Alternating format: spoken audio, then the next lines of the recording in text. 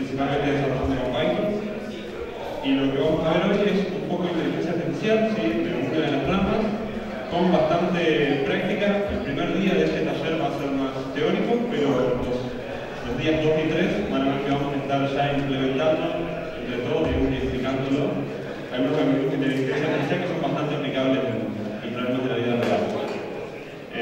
Un aviso que me piden que recordar que esta queda de 10 a 12, después tenemos el almuerzo y después a las 14 es el taller de Python científico. Bien. De 14 a 16. Y después de eso, las charlas. Bien. Empezamos entonces con lo del taller. Les comento, no voy a estar usando slides, sí voy a estar usando a veces el pizarrón para algunas cosas. Y sí, ya cuando vamos a la práctica voy a estar mostrando en la máquina cómo se hacen esas cosas. Bien, ¿qué es inteligencia artificial? ¿Sí? Inteligencia artificial es en realidad un nombre que abarca un montón de disciplinas. Un montón de disciplinas que son bastante heterogéneas, digamos, que abarcan temas muy distintos, aplicaciones muy distintas, incluso objetivos muy distintos. Así que tenemos que empezar a definir un poco qué de todo eso es lo que nosotros vamos a ver hoy y mañana pasado. Pero principalmente todas estas disciplinas apuntan a resolver un tipo de problema que nos encontramos a la hora de desarrollar software. Por lo general, cuando estamos desarrollando, tenemos bien en claro cuáles son los pasos y las actividades que tiene que realizar un algoritmo para llegar a una solución. Si estamos haciendo un sistema de ventas o lo que estemos haciendo, por lo general tenemos bien definido qué pasos tiene que seguir mi programa para generar el resultado esperado. ¿Sí? Eso es lo que hacemos tradicionalmente cuando programamos. Ese enfoque no funciona perfecto para problemas que conocemos y que entendemos bien, pero no llega a resolver casos en donde no tenemos claro cuáles son los pasos para llegar a la solución, sino que lo que buscamos es que justamente la computadora encuentre esos pasos, ¿sí? Que la computadora sepa cómo resolver el problema. Casos donde nosotros tenemos un problema que conocemos más o menos cómo formularlo, pero la computadora va a ser la que tiene que encontrar qué pasos entonces le dan la solución que estoy buscando. En ese punto es donde entran la mayoría de las disciplinas de inteligencia artificial. Por lo general, cuando estamos un desarrollador tradicional que está acostumbrado a eso que decíamos antes de formular los pasos y que la computadora simplemente siga las órdenes, cuando se encuentra con este tipo de problemas, el primer enfoque o la primera forma que voy a intentar aplicar es, bueno, no conozco cuáles son los pasos, pero conozco todas las posibilidades. Le voy a dar a la computadora alguna forma, voy a programar un algoritmo que directamente pruebe todas las alternativas y encuentre la solución. ¿Sí? Si por ejemplo tenemos un sudoku, bueno, voy a probar todas las combinaciones de números posibles adentro de la grilla hasta que alguna funcione. Y eso es aplicable para problemas muy chiquitos, pero la mayoría de los desarrolladores se dan cuenta que eso escala terriblemente mal para la mayoría de los problemas, así que crece exponencialmente la cantidad de operaciones, la cantidad de memoria que necesito para resolver a veces problemas que parecen súper sencillos. Así que vamos a chocarnos un poco con esa pared, vamos a empezar a agarrar un problemita simple, vamos a ver por qué el enfoque tradicional no nos sirve para ese problema y entonces después vamos a empezar a entrar en qué opciones nos da la inteligencia artificial. Vamos a agarrar un problema súper simple. ¿Conocen el 8 puzzle, el rompecabezas de 8 numeritos? Yo se los muestro. Es un juego muy simple, un juego de pequeño.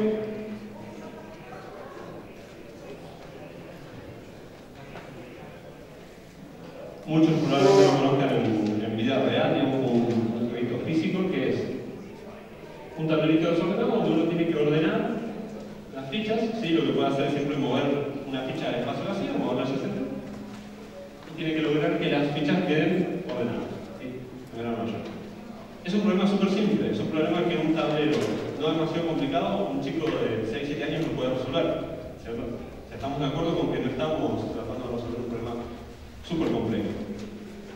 ¿Qué pasa si le damos entonces a un programador este caso? Decimos, bueno, tenemos este tablero y necesito hacer un programa que encuentre los movimientos necesarios para ordenar el tablero. Si vamos con el enfoque tradicional, podríamos pensar el problema así. Si partimos de estados, tenemos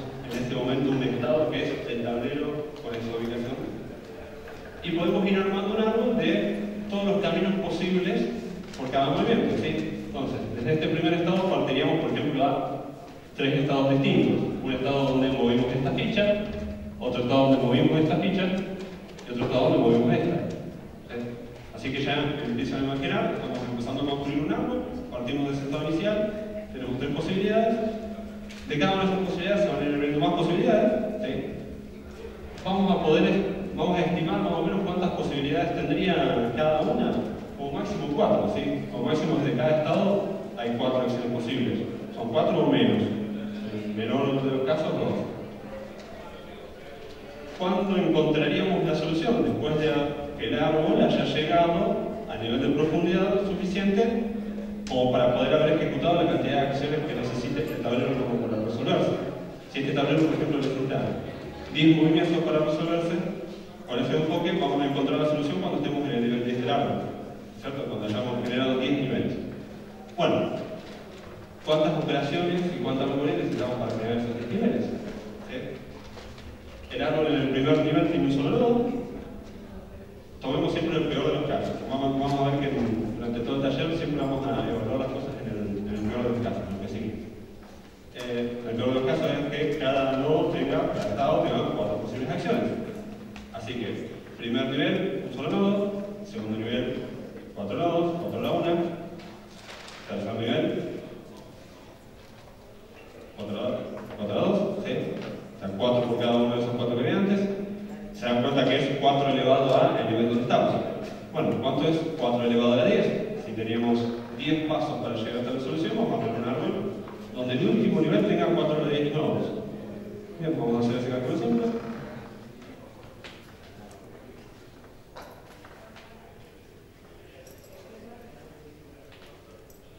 Un Python para hacer eso.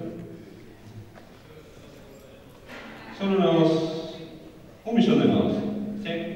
1 millón de nodos, calculemos que en memoria este estado lo tenemos que representar de alguna forma. Podríamos usar un string o una lista o algo que represente dónde está cada número.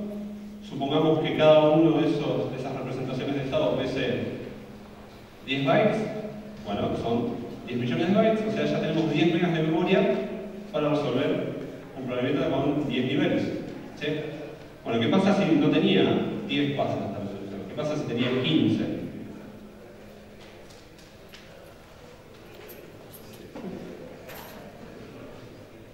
Son 1000 millones de nodos. ¿Sí? Antes era 1 millón, 1000 millones, así que antes eran 10 megas, 10.000 megas, necesitamos 10 gigas de RAM. ¿Sí? 10 gigas de RAM para tener un árbol para resolver este problemita que un chico de 6 años pueda resolver. Evidentemente, el cerebro del chico de 10 años hace algo muy distinto a como nosotros estamos pensando en el programa. ¿Sí? Evidentemente tiene algún algoritmo muy diferente a simplemente armar todo el árbol y ver en qué punto llega a resolución. Bueno, con la inteligencia artificial vamos a tratar de reproducir esa lógica, ¿sí? De esa lógica distinta, de cómo pensar, cómo encontrar ese camino de resolución sin tener que expandir todas las posibilidades. Ya que hablábamos de memoria, también piensen que si estamos hablando de 10.000 millones de nodos o de 1.000 millones de nodos, si podemos procesar 500 nodos por segundo, también en tiempo sería nada.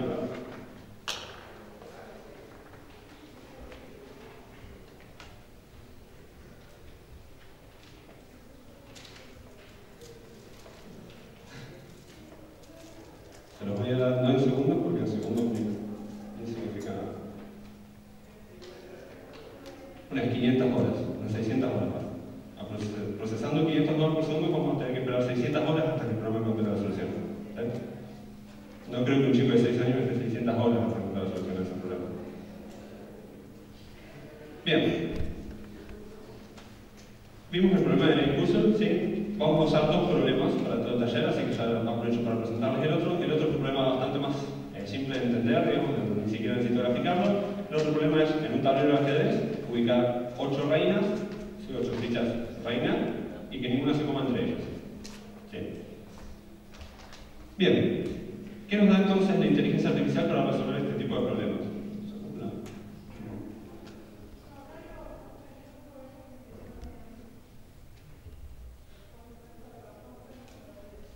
Decíamos antes, hay un montón de ramas dentro de la inteligencia artificial. Vamos a empezar a, imagínense un mapa, empezar a hacer un poco de zoom, empezar de toda esa nube que son las cosas de inteligencia artificial, empezar a definir las coordenadas de donde estamos nosotros. Algo importante para diferenciar un poco, para clasificar las distintas técnicas que hay dentro de inteligencia, es definir qué es lo que estamos buscando. Porque uno se hace la idea de que, bueno, si estoy usando inteligencia artificial, lo que quiero es algo que sea inteligente, pero no tenemos muy definido claramente qué es ser inteligente, ¿sí? Tenemos ramas de inteligencia artificial que van más por el lado de imitar el comportamiento del ser humano. Bueno, el comportamiento del ser humano no necesariamente es racional, ¿sí? Entonces, si por ejemplo lo que estamos haciendo es tratar de crear un robot que hable con una persona y que entablare un diálogo normal, probablemente no estamos buscando que sea racional, ¿sí? Porque cuando hablamos con una persona no es racional al 100%, sino que se puede enojar, se puede poner triste, se puede ofender y demás, cosas que no son racionales. Así que ya empezamos a distinguir, bueno, podemos ir por el lado de imitar al ser humano, que es una cosa, o podemos ir por el lado de ser racional, que es otra, ¿sí? Bueno, nosotros vamos a ir por el lado de ser racional. Nosotros nos interesa encontrar soluciones a problemas y para eso necesitamos racionalidad.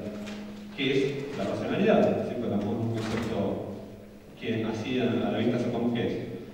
Racionalidad nosotros la vamos a definir como, dado nuestro conocimiento de un problema o una situación, elegir las acciones que mejor nos acerquen o mejor nos lleven al objetivo que estamos buscando. ¿Sí? Eso para nosotros va a ser actuar racionalmente. O sea que nuestro programa, dada la información y su entendimiento del problema, elija las mejores acciones para lograr la solución. ¿Sí? Por otra parte, además de hacer esta distinción entre si queremos imitar a un humano o si queremos ser racional, otra distinción que tenemos que hacer es desde dónde vamos a partir para lograr esto. ¿Sí? Tenemos ramas de la inteligencia artificial que se dedican a, más que nada, de imitar o tratar de entender cómo funciona el cerebro humano y emular esa forma de funcionamiento con herramientas tecnológicas. En esa rama tenemos las cosas como las redes neuronales. ¿Sí?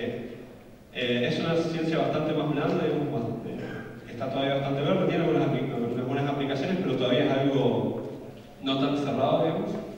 Nosotros no vamos a ir por ese lado, sino que vamos a ir por el otro lado de, a partir de las abstracciones y herramientas que nosotros tenemos en el desarrollo de software, ¿sí? Las técnicas que conocemos, las abstracciones que estamos acostumbrados a hacer, bueno, cómo organizar esas abstracciones para lograr el comportamiento racional.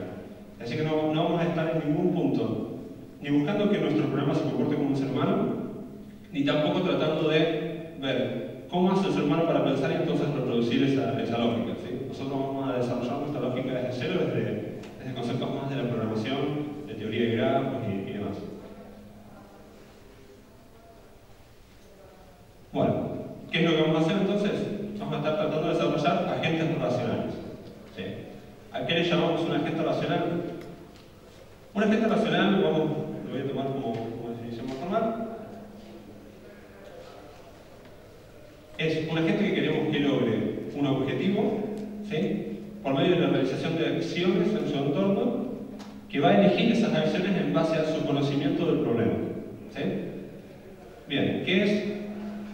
Que sea racional de lo que dijimos antes. Que las acciones que vaya a elegir sean las que mejor lo lleven al objetivo. O por lo menos que con su conocimiento crea que son mejores. ¿Sí? Siempre vamos a tener cierto grado de incertidumbre. Ya vamos pensando en que nuestros agentes van a tener algún tipo de actuador o herramienta como para poder influenciar en el entorno, ¿sí? Poder realizar esas acciones y generar un cambio en el entorno. Si queremos que logre un objetivo, tiene que de alguna forma poder alterar el ambiente para que el objetivo ese se dé. También estamos hablando de que van a tener algún tipo de sensor o algo con lo que medir el estado actual del entorno. ¿Sí? Para tomar las decisiones, decíamos, se va a basar en su conocimiento del problema y de cómo está el ambiente. Bueno, tiene que entonces de alguna forma obtener información de cómo está ese ambiente. También es posible que tengan algún tipo de memoria para poder hacer aprendizaje, ¿sí? Para poder evaluar el resultado de sus acciones anteriores y entonces modificar su comportamiento futuro en base a los resultados anteriores. Piensen que aprendizaje no es necesariamente lo mismo que racional, son cosas que pueden ir por separado. ¿Sí? Algo puede ser racional, pero no tener memoria de sus errores pasados y seguir cometiendo los mismos errores por falta de información o información incorrecta. Va a tener alguna especie de ciclo de acción que va a estar seguido, va a estar formado por cuatro pasos. Primero va a percibir el mundo, se va a percibir el estado del ambiente, después va a deliberar cuál va a ser la acción que va a tomar, después va a ejecutar esa acción, y si tenemos aprendizaje, va a evaluar el impacto de su acción para entonces incorporarlo a su memoria. Bien, nosotros nos vamos a centrar solamente en la parte de la deliberación, ¿sí? No vamos a estar programando la parte de los actuadores o de los sensores, ¿sí? No vamos a estar programando el ciclo de, por ejemplo, el robot, leer cómo está el tablero, ¿sí? Leer cómo está el jueguito. No vamos a programar la parte del brazo robótico moviendo las fichas, sino que vamos a programar la lógica que va a tener el robot adentro para, una vez que ya conoce el tablero, armar su plan de acción para encontrar la solución. Después también vamos a especificar un poquito más algunas cuestiones sobre el ambiente y demás en lo que vamos a trabajar. Hay varias formas de implementar un agente, ¿sí? Hay distintos tipos de agentes. No es lo mismo un agente, por ejemplo, que lo programamos ya conociendo los posibles estados del mundo y armamos lo que se llamaría un agente basado en reflejos, digamos. Armamos una tabla de, para este estado del mundo, la mejor acción que puedes hacer es tal acción. Eso se puede construir, pero el problema es que ese agente, cada vez que cambiemos nuestro objetivo, lo vamos a tener que actualizar. Puede ser un poco, vamos con un ejemplo. Imaginemos que estamos programando un agente que busca el camino en un GPS, ¿sí? Busca el camino de un punto A al punto B. Nosotros podríamos ya tener programado de que si yo estoy parado acá y quiero ir hacia esa puerta, las acciones mejores son, bueno, si estoy parado acá, la mejor acción es moverme en esa dirección. Si estoy parado ahí, la mejor acción es moverme en esa dirección, y así, ¿sí? Podemos programarlo de esa forma y la gente va a ser apasionada, va a cumplir bien su objetivo, pero el problema es que esa programación está atada a ese objetivo de ese momento. Si el objetivo cambia y tiene que ser aquella puerta, tenemos que reprogramar todas esas reglas, ¿sí? Bueno, nosotros vamos a tratar de programar agentes basados en objetivos, agentes que elijan cuál es la mejor acción, no que lo tengan en una tabla respecto a su estado actual, sino que mirando el estado actual tengan alguna lógica para elegir esa acción, ¿sí? Que entonces podemos simplemente cambiar la variable que es de su objetivo y solo sepa entonces elegir las mejores acciones para ese nuevo objetivo. Es un poquito más complicado de construir, pero obviamente es muchísimo más fácil de mantener. Bueno, no vamos a abarcar lo que es aprendizaje, ¿sí? Decíamos, nos acuerdan de los 4 pasos de percibir, deliberar, actuar y después aprender. Nos quedamos solamente en deliberar y nuestra deliberación entonces no va a tener en cuenta ningún tipo de resultados pasados de mis acciones, sino vamos a poder ir corrigiendo su comportamiento. Pero vamos a ver que para los tipos de problemas que nos vamos a dedicar en este taller, ese enfoque nos es suficiente. Bien, ¿qué es importante definir aparte de cómo va a ser nuestro agente? Es cómo va a ser nuestro ambiente, ¿sí? Uno de los principales problemas es qué tanto podemos observar de ese ambiente. Nosotros vamos a trabajar en problemas donde el ambiente sea completamente observable. Por ejemplo, en este problema, en el del puzzle, vamos a trabajar sabiendo que el agente puede conocer perfectamente el estado de las piezas en cualquier momento, ¿sí? No vamos a pensar en un ambiente donde parte de la información esté oculta a la gente. Parte de la información, obviamente, que a la gente le interese. Por otra parte, algo importante de este tipo de definiciones es saber si nuestro ambiente va a estar cambiando o no, si va a ser dinámico o no. El tiempo de deliberación es tiempo real, ¿sí? En el agente va a ser tiempo real que él esté pensando, y si el ambiente cambia mientras está pensando, primero que necesitamos optimizar ese tiempo de pensamiento para que sea lo más rápido posible, ¿sí? Porque si no la información que genera, el plan de acción que genera va a ser obsoleto. Y además, si el ambiente cambiase, ese plan tiene que ir siendo actualizado, ¿sí? En cada iteración tenemos que volver a generar ese plan. Si el ambiente no cambia mientras estoy deliberando, yo puedo trabajar en ese plan seguro, ¿sí? Poner todo el foco en que ese plan sea racional y realmente me lleve a la solución, tomarme el tiempo, digamos, de usar un algoritmo que logre una mejor solución. Total, cuando esa solución esté generada, cuando yo tenga el plan de acción, el estado del mundo va a ser el mismo, va a seguir siendo el mismo que cuando yo empecé a pensar, ¿sí? Otra cuestión importante es si las acciones de la gente tienen consecuencias predecibles, ¿sí?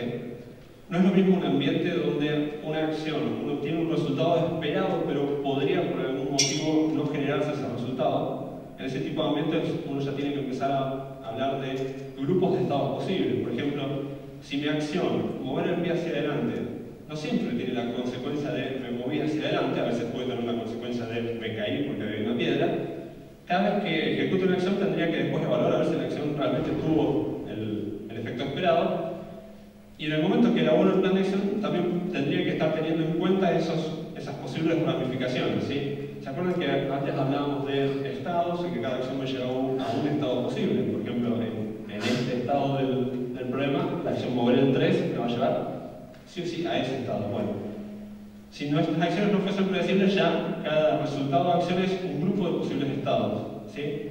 A partir de ese grupo de posibles estados, cada acción me va a llevar de vuelta a un grupo más grande. ¿Se dan cuenta cómo eso? Si antes crecía exponencialmente teniendo un solo estado en cada nodo, teniendo un grupo de estados es casi manejable.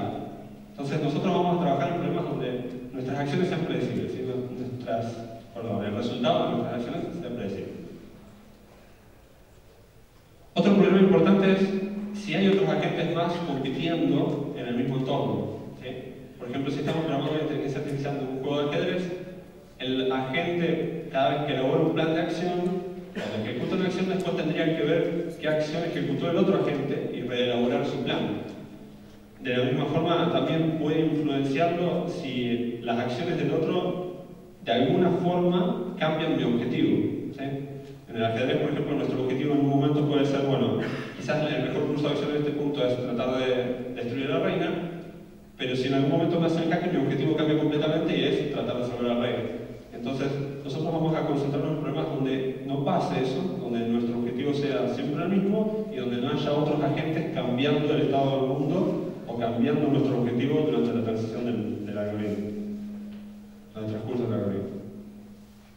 Bien, hay algunos aspectos más que tenemos que analizar, pero no los vamos a ver, si vamos a dejarlos de lado. Estos son los principales que a nosotros nos interesa definir para los agentes que vamos a desarrollar.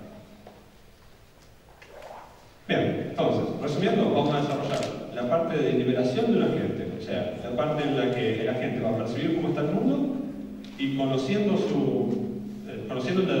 la estructura del problema va de alguna manera a elaborar un plan de acciones para llegar a la solución, ¿sí? Solución conocida o desconocida. Por ejemplo, en el problema de las 8 reinas, en el caso de las 8 reinas del tablero, no conocemos cuál es la solución, ¿sí? Bueno, ¿cómo vamos a formular el problema para que los algoritmos de inteligencia artificial puedan manejar ese problema? Los algoritmos estos ya están, la mayoría desarrollados, ya están probados, son algoritmos conocidos, pero de alguna forma nosotros tenemos que programar la parte específica de nuestro problema. Así que necesitamos formularlo de alguna manera. Yo lo que voy a seguir es, de paso retrocedo un poco y les cuento, mucho de lo que casi todo lo que estamos viendo es basado en un libro de Peter Novick y Russell, que es AIMA, Artificial Intelligence and Modern Approach, donde se exponen todo este tipo de algoritmos y demás. Voy a seguir el enfoque que usa Novick para cómo formular los problemas y que es el mismo enfoque que después vamos a usar en la práctica de cómo programarlos, ¿sí? No es necesariamente el único o el mejor, pero es una forma de formular que es bastante práctica. Bien, ¿qué definimos entonces de nuestro problema? ¿Se acuerdan que nosotros hablábamos como de un árbol de estados en este primer enfoque más bruto de cómo resolver el problema? Hablábamos de un árbol que íbamos a ir recorriendo, ya podemos empezar a poner un poco más de nombres formales. Puede ser un grafo eso, ¿sí? Porque puede haber distintas acciones que me lleven al mismo estado, por distintos caminos llegar al mismo estado, así que vamos a estar hablando de un grafo de estados, ¿sí? En nuestra formulación del problema vamos a entender el problema como un plano, un mapa de estados, donde nosotros nos vamos a empezar a mover para intentar encontrar la solución, o el camino hasta la solución. Para eso vamos a tener que de alguna forma definir cómo vamos a extraer un estado, ¿sí? Vamos a tener que definir en términos de computadora cómo se va a representar un estado. En este problema, por ejemplo, podríamos decir, bueno, un estado del mundo va a ser una lista que tiene 3 listas adentro y cada una de esas 3 listas contiene los números ordenados, ¿sí? de esa fila. Entonces, ella va a ser nuestra representación de un estado. Es importantísimo elegir una buena representación del estado, más allá de términos de computación, de si eso va a ocupar mucha memoria o no. En realidad vamos a ver que en este tipo de algoritmos no nos preocupa tanto, pero sí sobre todo por después cuáles son las posibles acciones que voy a tener a partir de ese estado.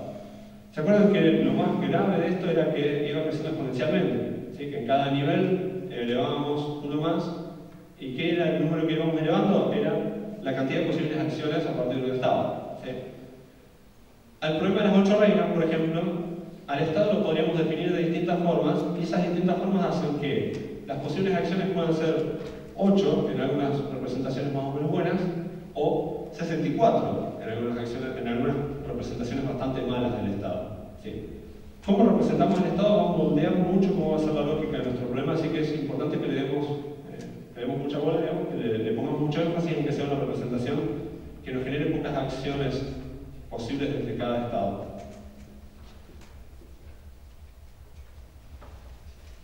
A ver si no salió nada. Bien, ¿qué es importante también de la representación del estado? Tiene que tener toda la información de cómo está el mundo en un momento determinado. Toda la información que sea relevante a nuestro problema. Por ejemplo, en esto es muy simple porque sabemos que nuestra representación del estado es cómo están ubicadas las fichas. ¿Sí? En un GPS, la representación del estado podríamos pensarla como, por ejemplo, solamente la posición, donde estoy. Pero esa representación se puede hacer, puede ser escasa, digamos, cuando empezamos a encontrar cosas como la velocidad a la que voy. ¿Sí? Si estoy yendo a 50 km por hora, una acción posible no es doblar instantáneamente 90 grados hacia la izquierda. No es una acción posible. ¿Sí? Entonces, en esa representación del estado me estaba faltando información para realmente plantear cuáles son las acciones reales a partir de ese estado. Nuestro estado nos tiene que permitir conocer el estado real del mundo, ¿sí? Nuestra representación del estado nos tiene que permitir conocer cómo está el mundo en todas las cuestiones que a nuestro problema le interesan. Si a nuestro problema le interesa saber a qué velocidad va el auto, entonces eso tiene que ser parte de la representación del estado. Pero de vuelta, poniendo el límite en lo que nos interesa para nuestro problema. Como representación del estado del GPS, no vamos a poner qué canción está sonando en la radio del auto. No es algo que interesa a nuestro problema. ¿Sí? Bien. Definimos el estado. Lo siguiente que tenemos que definir es cuáles van a ser las acciones y cómo las vamos a representar. ¿Sí?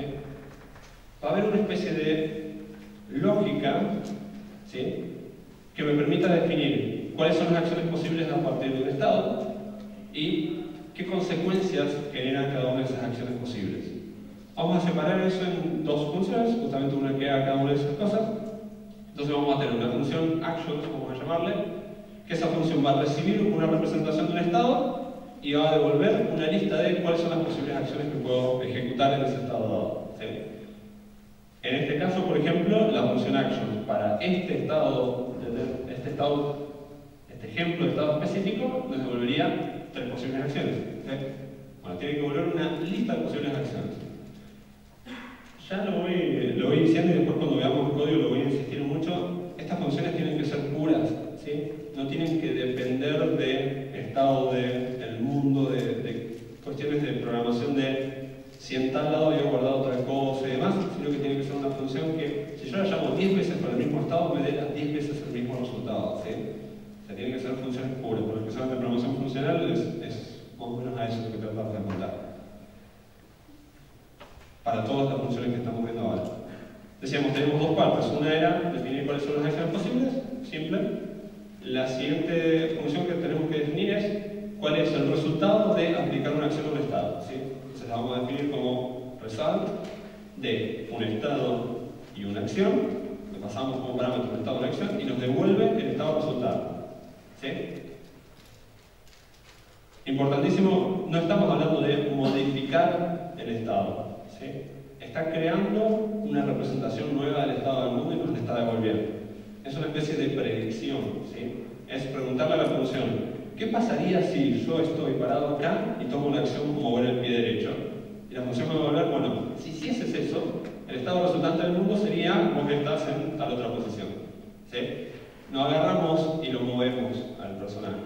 No estamos afectando al mundo, estamos planificando, así que esa función nos va, en esa planificación servir para entender qué consecuencias van a tener nuestros posibles caminos de acción. A la combinación de estas dos cosas, de estas dos funciones, lo llamamos el modelo de transición. ¿Sí? Hay varias formas de implementarlo, de hecho Norvig mismo en las primeras ediciones del libro tenía una forma distinta. Es pensarlo como estas dos funciones separadas, después facilita optimizar algunas cuestiones. Bueno, seguimos con nuestra formulación del problema. otro aspecto importante que hay que formular es el costo de las acciones. Vamos a ver, no lo vimos en nuestro planteo bruto, porque justamente un planteo bastante bruto es de probar todos los caminos. Vamos a ver que cuando queremos poner un poco de inteligencia en qué caminos probar, algo que nos va a ser muy útil es conocer el costo de las acciones. En este problema no es algo que se haga evidente, porque mover una pieza o mover otra cuesta lo mismo, pero si estamos hablando de un GPS, por ejemplo, o estamos buscando caminos entre ciudades, no es lo mismo alargar 100 kilómetros, digamos, que en línea recta. Así que de alguna forma tenemos que poder decir, bueno, esta acción que me llevó de tal estado a tal otro costó tanto, ¿sí? Ahora, entonces después yo decimos, bueno, este camino de acciones, todas estas acciones sumadas me dieron tanto de costo, mientras que este otro camino me dio tanto otro de costo, ¿sí? ¿Cómo lo vamos a formular? Como una función cost, ¿sí? Que va a recibir tres cosas: los dos estados, el inicial y el final, y la acción que se aplicó para llegar de uno al otro. En muchos problemas no es necesario tantos parámetros, en muchos problemas directamente con la acción sola ya podemos saber el costo, pero hay problemas en los que no, así que la formulación es la más genérica posible. En algunos casos que nosotros veamos vamos a ver que eso no es redundante.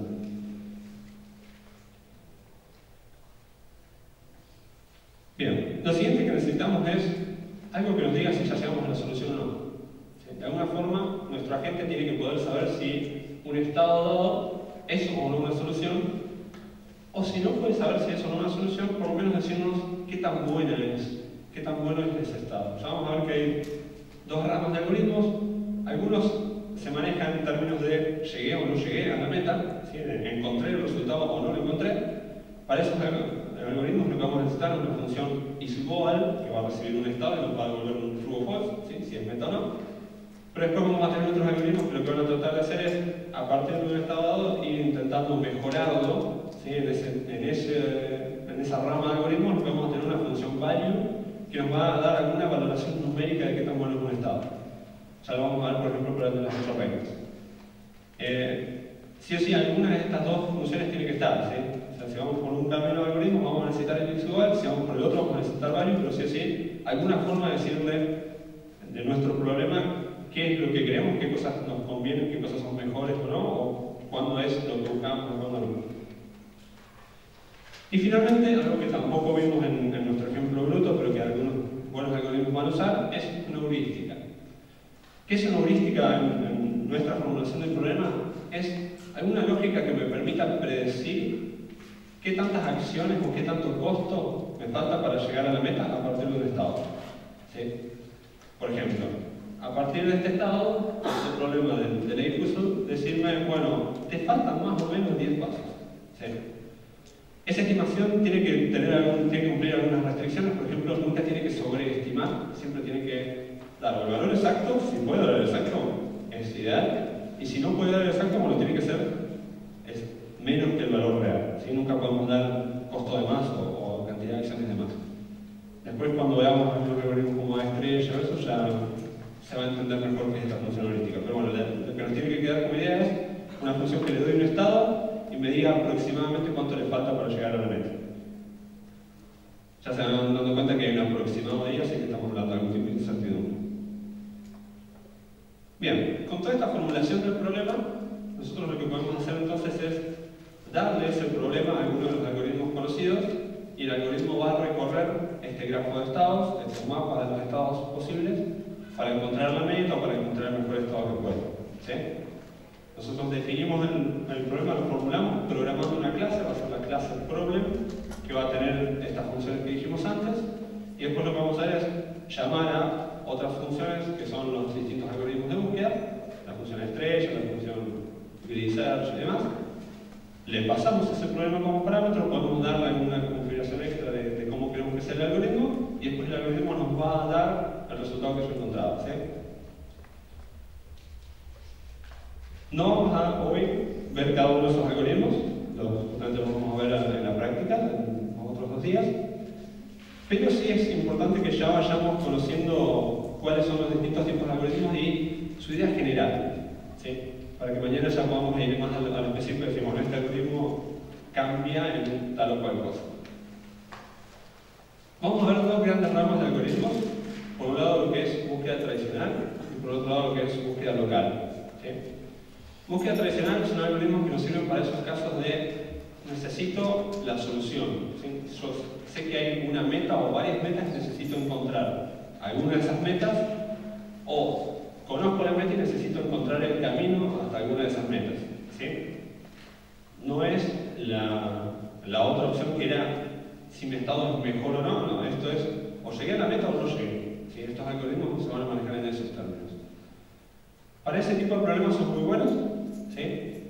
No nos sirven para nada para problemas donde no tengamos en claro qué es una meta y qué no, o donde lo que estemos buscando es eso, mejorar un estado de a poco. Para ese tipo de problemas no nos va a servir.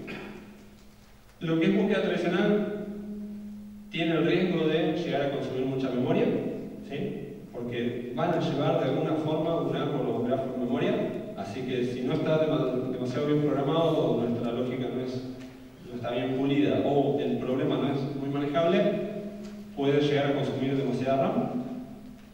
Por otro lado, los problemas de búsqueda local justamente lo que hacen es, bueno, llevar el árbol no siempre es necesario. En algunos problemas que intentamos ir mejorando el estado iterativamente podemos obviar llevar ese árbol, entonces no van a tener un problema de excesiva RAM.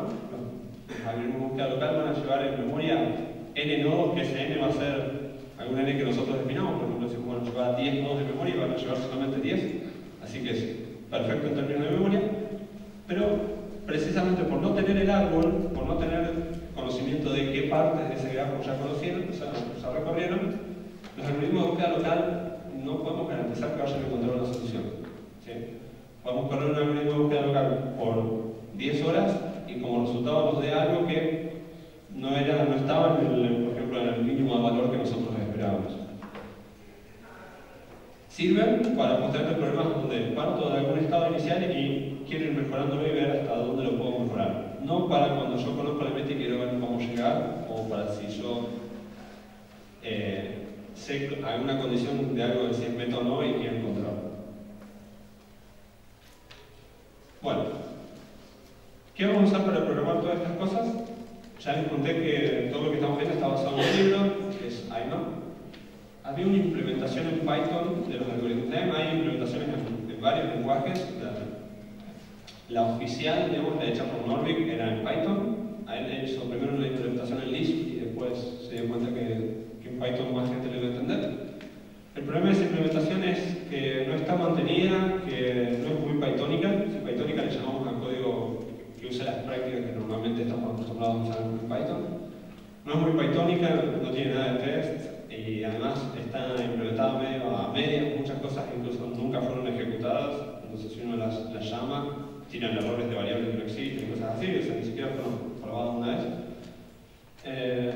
Como nosotros dábamos clases de esto y necesitábamos hacer práctica y renegábamos mucho con esa implementación así incompleta, en un punto decidimos empezar una implementación nueva en Python, mucho más prolija, hacerla realmente con las prácticas que hoy son comunes en Python, que esté testeada, que esté bien documentada, que solamente demos código funcional, así que no pongamos código que no hayamos probado. Así que nosotros vamos en este taller a usar esa implementación. La implementación está bastante completa, por lo menos todo lo que es búsqueda tradicional y búsqueda local lo abarca entero, también abarca algunas cosas más, tiene CSP, que si llegamos lo podemos llegar a ver. También tiene algunas cuestiones de clasificadores estadísticos y demás, que ya es otra rama de la inteligencia. Y es bastante simple de instalar. Si tienen Python en la máquina y tienen pip, van a ver que es una pavada de instalar. La documentación además está en línea, así que todo lo que veamos acá también lo pueden practicar y aprender fácil en casa. El sitio oficial, a ver si lo encuentro.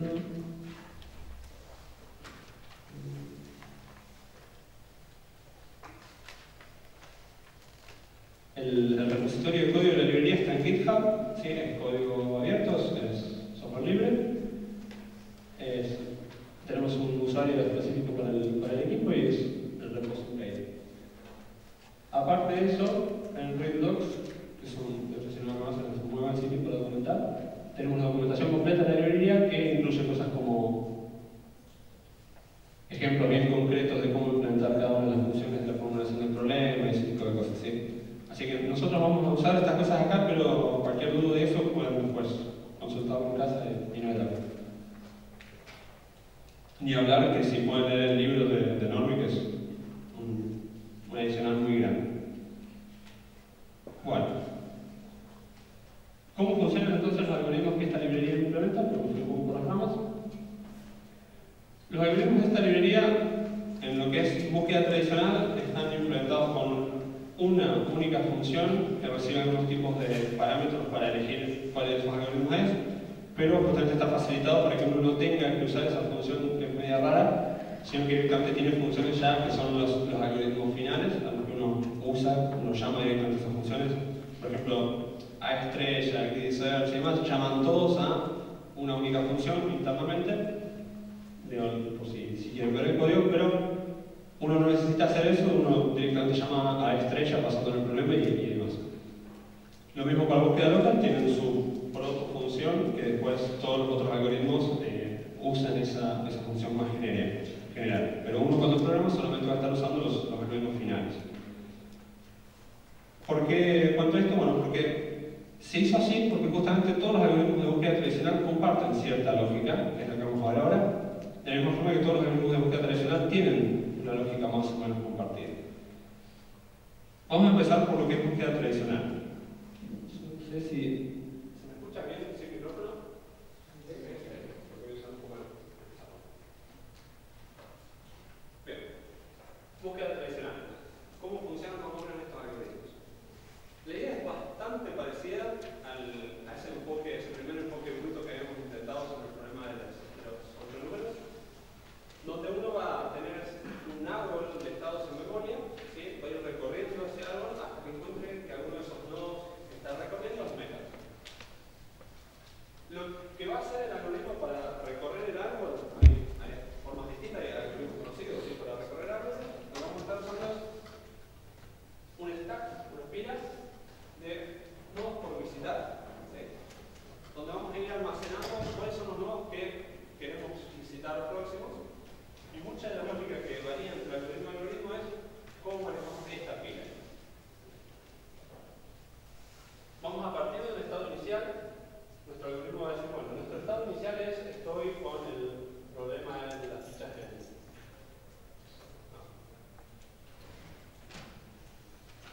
Bueno, mi estado inicial es, parto desde esto, ¿sí? El algoritmo va a agarrar ese estado inicial, lo va a poner en la pila, vamos a empezar a poner los números,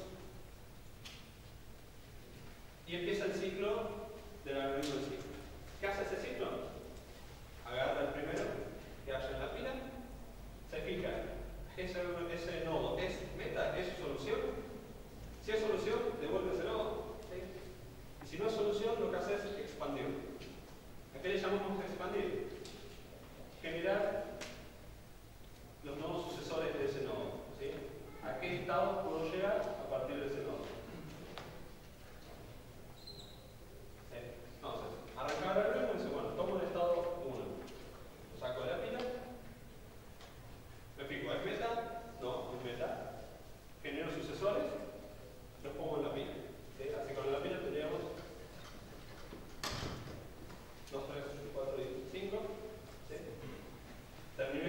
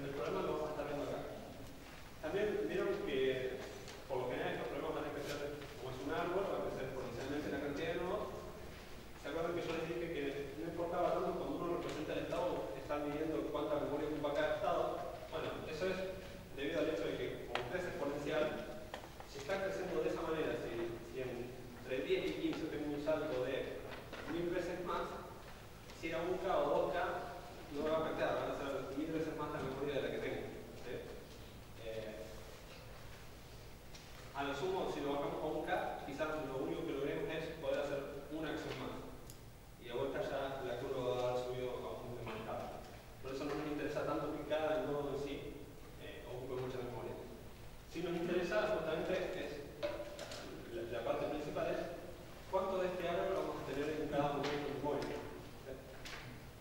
El siguiente punto, entonces, para elegir bien este árbol es no solamente podemos ordenarlos por, digamos, de más viejo a más nuevo y tomándole por el más viejo o el más nuevo, sino que podríamos de alguna forma valorar estos nodos, ¿sí? Y con esa valoración ordenarlos y tomar la base de esa valoración. Por ejemplo, decir, bueno, el 4 parece mucho mejor estado, así que tomo primero el 4. Entonces ya no tenemos un árbol como antes. El primero era un árbol que iba a ir por una rama hasta que termine y después se volvía. El siguiente ejemplo era sucesivamente ir por niveles. Bueno, si ya le empezamos a dar algún tipo de valoración y seguimos con esa lógica, nuestro árbol va a ser muy de acuerdo a la lógica esa que usamos para elegir un nodo. Si en este caso elegimos el 4, encontramos otro nodo que es mejor acá y elegimos, expandimos esto.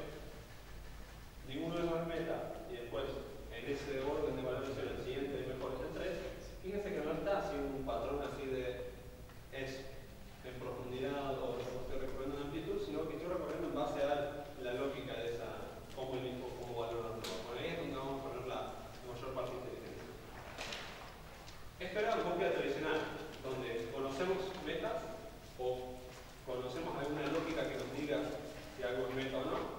Por ejemplo, en el problema de impulso, una forma de comparar si es meta o no podría decir es igual a este estado, pero tranquilamente otra lógica podría decir, fíjate si los números están ordenados de mayor a menor. Si no estamos diciendo específicamente cómo es la meta, le estamos dando una forma de darse cuenta si eso es meta o no. Bueno, los algoritmos de búsqueda tradicional necesitan eso, porque justamente uno de los pasos era como un nodo y me fijo si es meta o no. ¿Sí?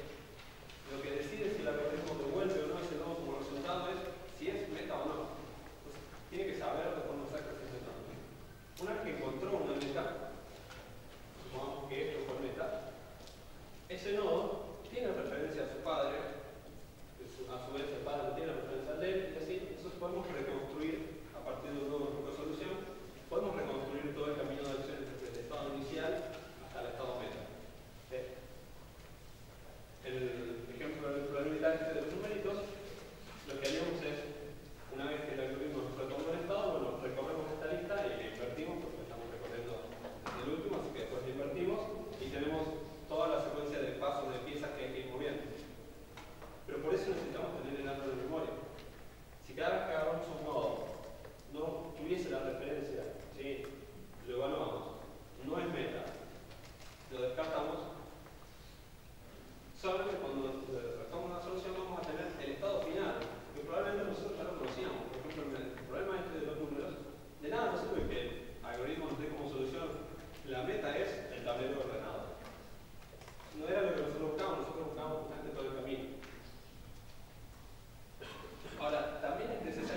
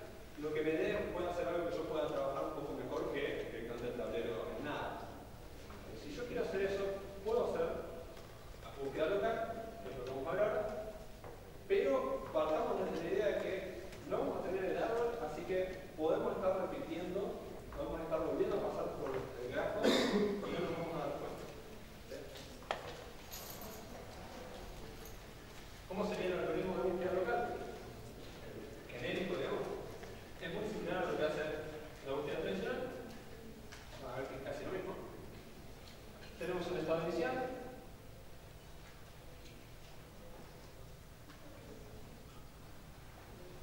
Tenemos también una frontera. Y lo que va a hacer es, tomo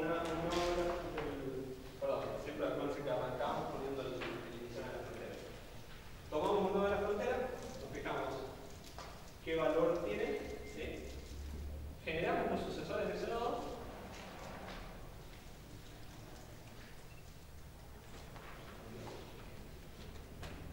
Los agregamos a la frontera.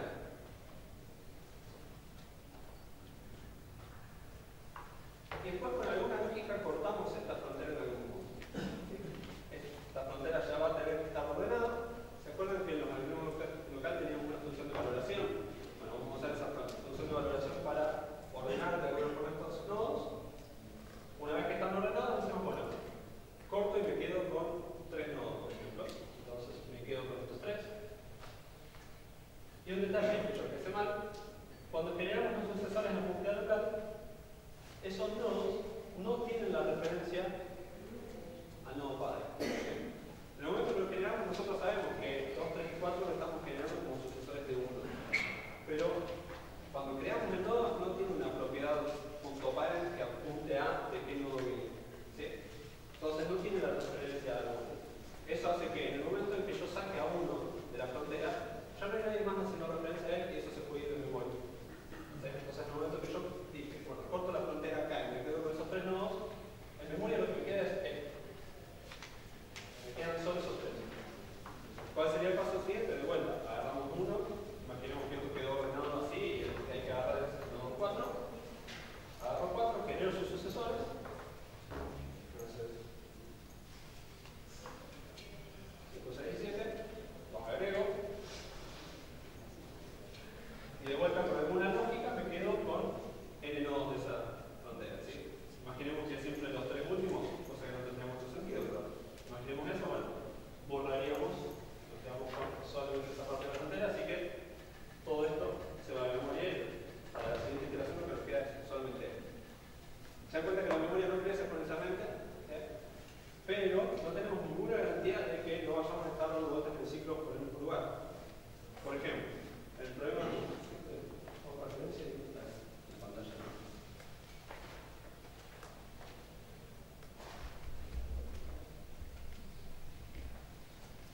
si partimos de ese estado, ¿sí?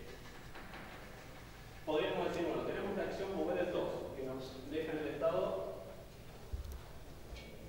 nada, 2, 3, 1, 4, 5, 6. Eso fue desde el inicial mover el 2. Si desde ahí movemos de vuelta el 2, quedamos de vuelta en el estado inicial.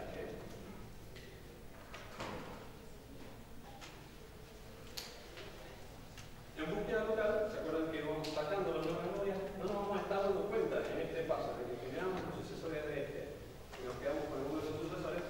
No nos estamos dando cuenta que esos sucesores son nodos que ya recorrimos, que no tiene sentido volver a recorrer. ¿Sí?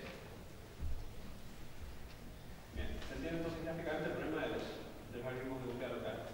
La cuestión es que, por más que no son completamente confiables, muchas veces esa es una solución lo suficientemente buena.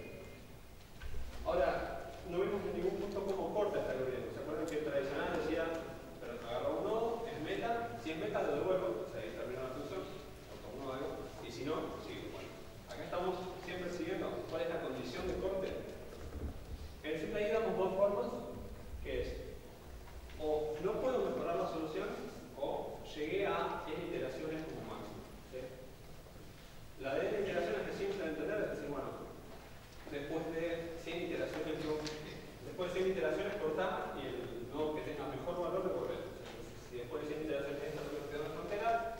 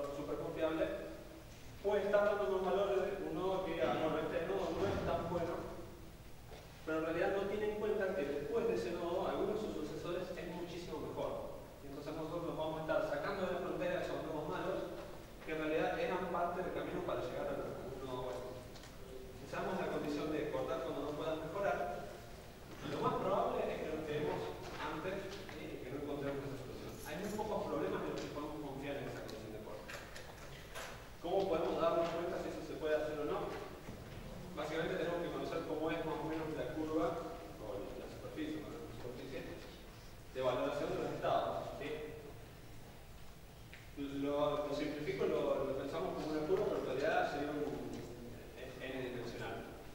Pero dado un estado, ¿sí? Imaginemos que esto es el estado. Estos son distintos estados, ¿sí? Pensamos qué valoración tiene, nos genera algún tipo de curva, ¿sí? De vuelta, imaginen que esto en realidad es un plano o es una vez más dimensional, pero bueno. Si de alguna forma nosotros sabemos que nuestro mapa de estados es así, ¿sí? Que siempre un estado, sus sucesores, pensamos que los sucesores son los continuos de la curva, ¿no? Si siempre sus sucesores sabemos que si mejoran es porque están subiendo hacia la única cima que hay, que es donde está el estado que queremos encontrar, si hay una única cima, en cualquier punto que empecemos, si vamos agarrando siempre mejor, vamos a llegar a esa cima, ¿sí? Entonces, si ya tenemos algo como esto, en este caso hay dos que son parecidos, vamos a ejemplo algo más. Si tenemos algo como esto, si sabemos que hay estados en los que pueden encontrando mejores, pero llegar a un punto donde ese estado solamente genera estados peores, que yo tenga que seguir alguno de esos peores para encontrar realmente el otro mejor. En esos casos, la condición de corte de no pude mejorar no va a servir, porque va a ser subo hasta acá y me quedo ahí. Y ahí devuelvo eso. Tampoco nos va a servir demasiado en problemas donde nuestro mapa de estados tiene cosas como estas, sistemas de Z y demás, porque bueno, puede quedarse un punto infinito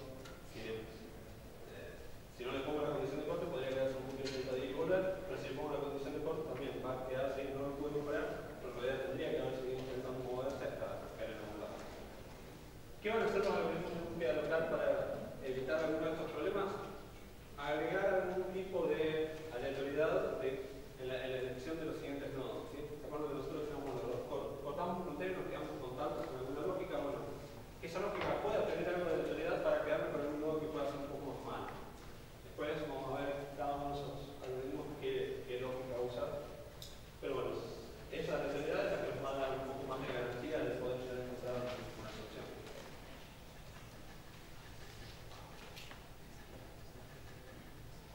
Bueno, con esto estamos con lo que es teoría, ¿sí? Con lo que habíamos pensado para la teoría de hoy. Creo que todos tenemos parte de eso. Cubrimos entonces y tenemos más o menos claro qué es lo que vamos a estar implementando. ¿Sí? Sabemos que es un agente, sabemos que lo que vamos a hacer es la parte en la que planifica las acciones que va a ejecutar. Sabemos que no nos interesa todo el resto de cómo ejecutar finalmente esas acciones, sino que simplemente necesita saber cómo moverse. Y sabemos más o menos, a partir de nuestra formulación del problema, que sabemos cómo tenemos que hacerlo, qué van a hacer esos algoritmos con nuestra formulación del problema. Yo no lo fui diciendo, creo que se ha quedado bueno. Se dan cuenta en qué puntos se usa cada una de las funciones que mencionamos antes, ¿no? En la formulación del problema decíamos que teníamos, por ejemplo, la función... vamos a repasarla.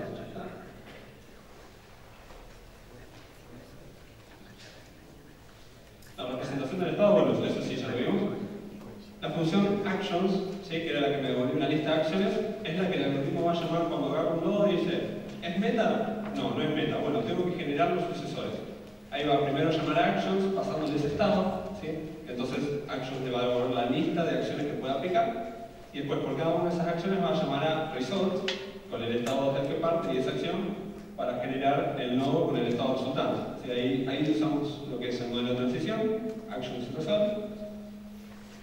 Costo lo vamos a estar usando al momento de si esa frontera la queremos ordenar, por ejemplo, por costo, la vamos a estar usando ahí. Y heurística también, si en la frontera queremos ordenar los nodos para elegir los mejores con alguna lógica que prediga cuál está más cerca de la meta, ahí es donde vamos a usar la función heurística para decir, este nodo es mejor porque le falta menos para la meta y este es peor porque le falta más.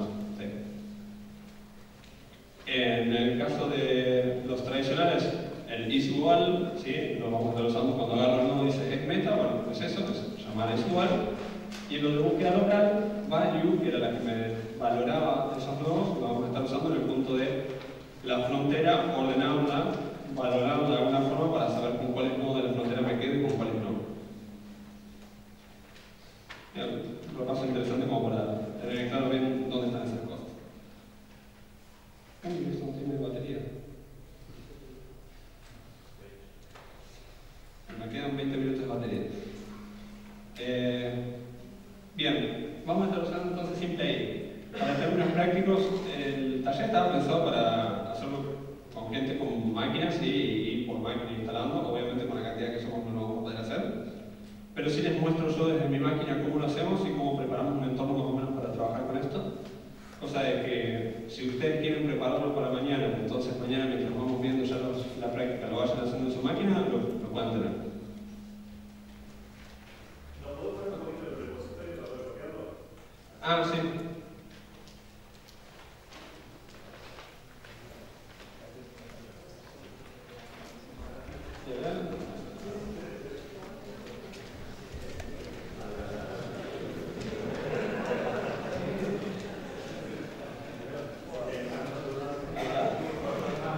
Yo sabía que acá estaba.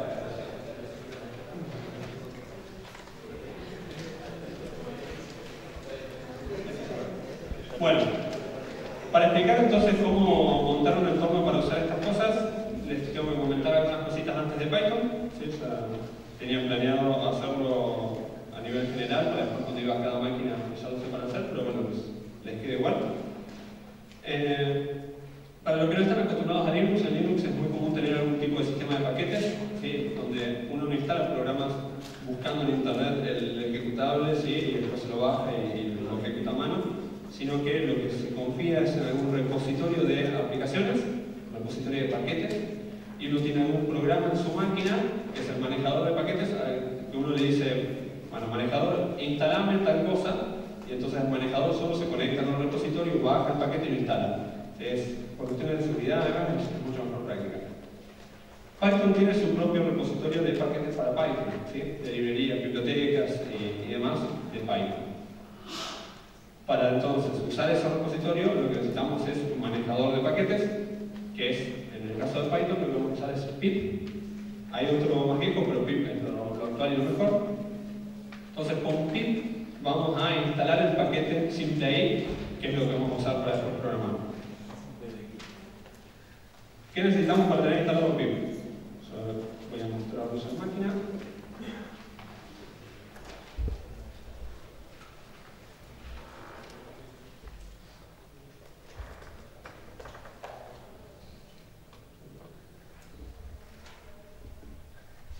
Bueno, el primer requerimiento es tener Python instalado. Python en Linux, ya cualquier Linux que usa normalmente ya trae Python instalado, sin tener que instalar nada. Si están en Windows es simplemente entrar a python.org, ¿sí? No .com, es python.org, y ahí tienen el link de descarga, se bajan la versión que corresponde. Se van a encontrar con que Python actualmente hay dos ramas, dos versiones, ¿sí? Que se pueden bajar. Por un lado están las 2.algo, ¿sí? 2.6, 2.7 y demás. Por el otro lado están las 3.algo. Bueno, Python está en estado de migración, salieron ya unas cuantas versiones de Python 3, pero la política de Python es, entre versiones menores, o sea, entre 2.5, 2.6, 2.7, son compatibles. Si un programa que anda en 2.5 tiene que andar en 2.6 o 2.7, a lo sumo a tocar algún detalle. Pero en los números grandes de la versión es donde se da libertad para romper compatibilidad. Entonces, por ejemplo, un programa que andaba en Python 2 no necesariamente va a andar en Python 3. Bueno, en este momento se está tratando de impulsar Python 3, pero obviamente todavía un montón de cosas no están portadas a Python 3. Por ejemplo, SimpleAid todavía no está portada para ser compatible con Python 3. Por ahora, entonces, si quieren usar esto, instálense Python 2. Python 2.7, que es la última, ¿sí? Con Python 2.7, entonces, instalan la máquina, necesitan instalarse pip. Para Windows, yo ya me había bajado los instaladores por si alguien los necesitaba, pero hay una persona que se dedica a empaquetar en instalables de Windows, pip y demás, y unas cuantas otras librerías. A ver si me puedo dejar el link. ¿Por qué? No puedo hablar nada. Bueno, después si quieren se lo ponemos en algún lado, eso para que lo vean, pero no sé si no van a poder copiar de ahí. Pero básicamente lo que tendrían que hacer es buscarse en este sitio el instalador de pip. Buscamos pip.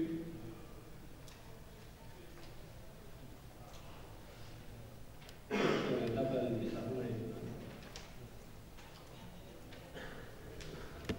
Mira, encontramos el instalador de pip. Fíjense que hay unos cuantos instaladores para las distintas versiones de Python, 2.5, 2.6, 2.7, 3.2, 3.3. Y a su vez para cada versión de Windows, de cada arquitectura de Windows, así que búsquense pip para Python 2.7, porque es Python 2 diálogo lo que van a instalarse, para la versión de Windows que les corresponde. Dentro de este mismo sitio también van a necesitar instalarse, si mal no recuerdo, DistTools.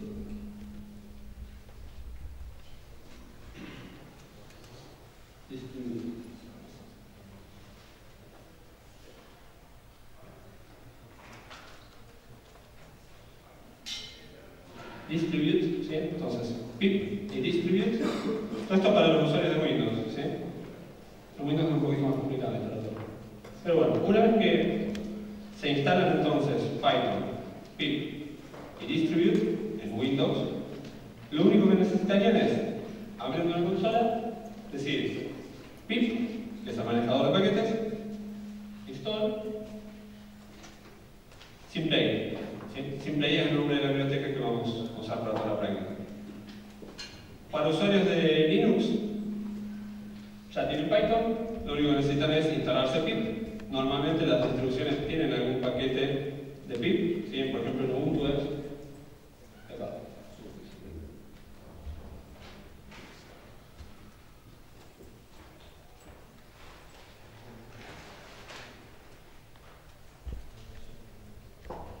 En Ubuntu harían apt install Python pip, eso ya va a instalar el distribute y todas las cosas que necesitan.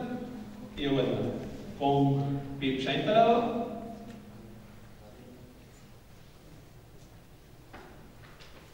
sí, esto por usuarios de Linux. Entonces, con pip ya instalado, pip install Simplay.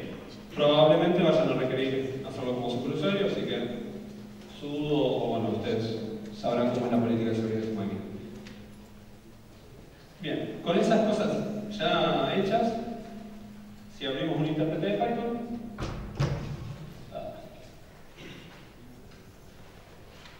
para probar si realmente quedó todo bien, ¿cómo flash de pantalla?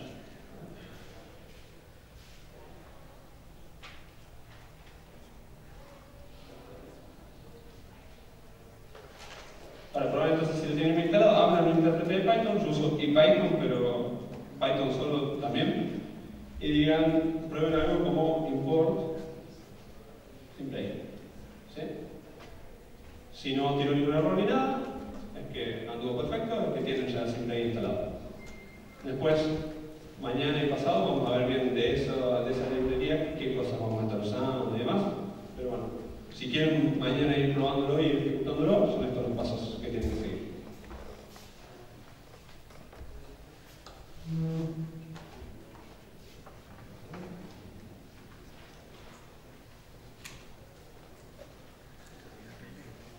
Bien, bastante antes de lo planeado, entonces terminamos con la teoría de hoy.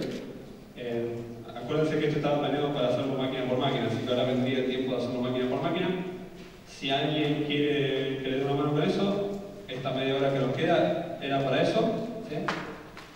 Si no, ya estamos libres para el